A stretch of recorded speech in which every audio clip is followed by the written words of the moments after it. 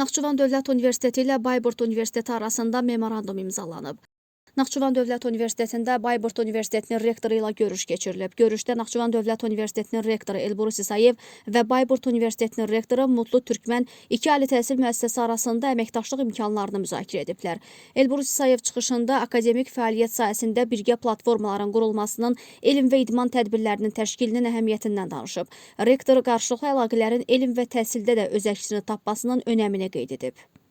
Mutlu Türkmən isə çıxışında Bayburt Universitetinə müraciət edən Azərbaycanlı tələbələrin say üstünlüyündən bəhs edib və bu baxımdan da əməkdaşlığın genişləndirilməsinin vacibliyini vurğulayıb.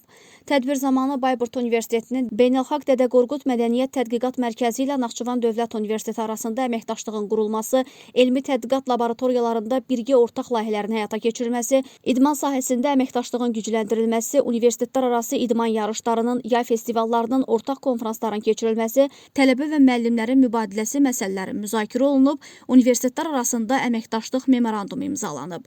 Sonda qarşılıqlı hədiyyələr təqdim edilib, xatirə şəkli çəkilib.